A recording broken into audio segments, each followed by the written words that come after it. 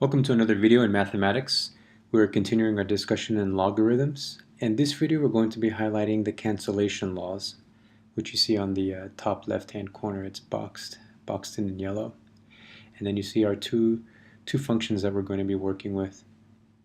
All right, so let's jump in real quick. Let's just talk about the rule real quick. So you have log base of b raised to the x power equals x. So as long as your base, with the log base b, as long as your base and the term that's after that is the same, then it's going to equal whatever power you raise it to, right? So you'll have your log base of b raised to the x, so your log base b and b are the same. It's just going to equal your exponent term. Now, let's say you want to raise that to another power. You can raise that and turn that into an exponent. So notice that what I had in my previous rule is now the exponent in my next rule.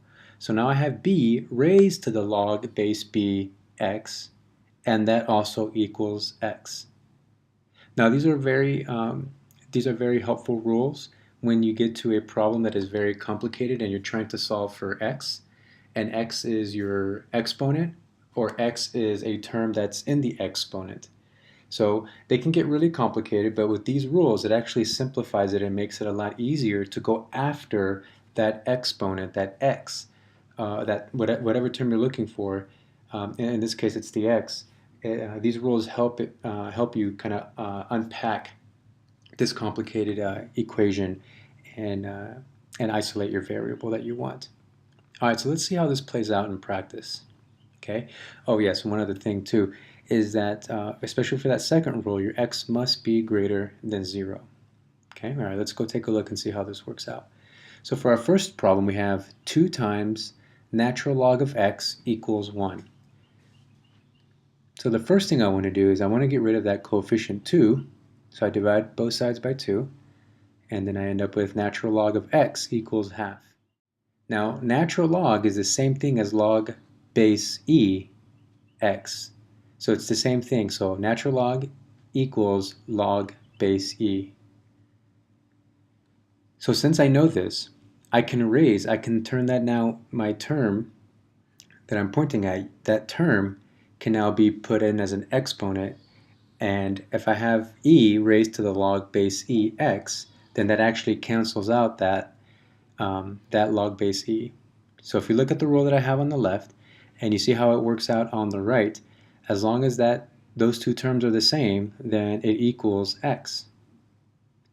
And there you go. It cancels out and it equals x. And that's it. I've found out what that variable is. I've isolated the variable, and it equals e raised to the half power, which is also the same thing as square root of e.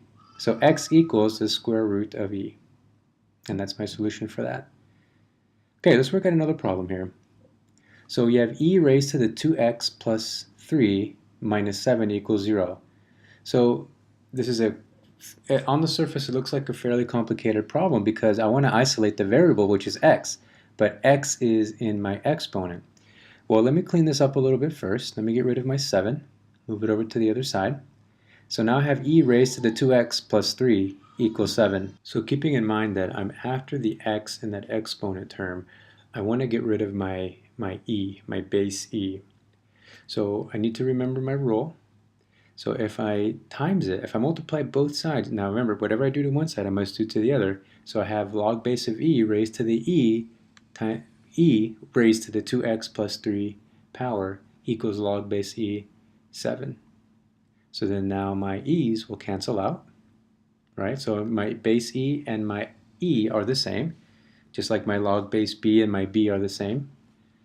So that cancels out, giving me whatever the term is in the exponent, which is 2x plus 3. And now it's simple, because now I can just use our traditional normal algebra, minus 3 on both sides. Can divide by 2, and that finishes it off. That isolates my x. X equals natural log of 7 minus 3, all that divided by 2. Okay, let's look at one more. So we have natural log of natural log x equals 1. So I'm going to raise that to the e, Okay, now the question is, why did I raise that to the e? Or no, I'm sorry, I didn't raise it to the e, but now I have raised my natural log x. I've raised that now into an exponent. But why did I do that to the e? Well, keep in mind again that natural log equals the log base of e. So now I have that scenario where my base of my log e and my e are the same, so they cancel out, leaving me with natural log of x. Okay, and recall that when I let me go back real quick.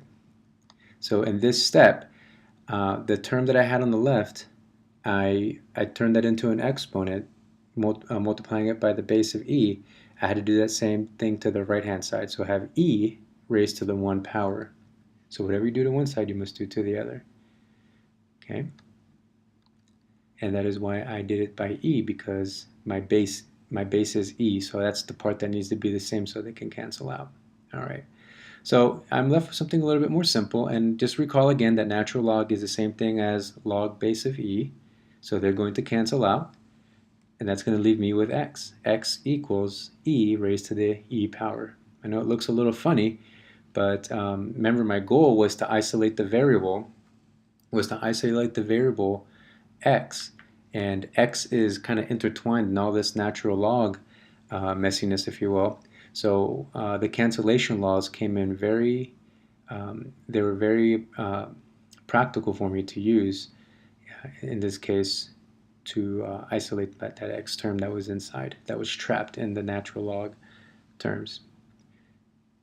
Okay, well, I hope this helped, and so you can see how these cancellation laws worked and how they apply when you're trying to find an x term that's trapped inside of your e's and natural logs and what have you. So I hope this helped. Good luck in your studying. Thanks for watching.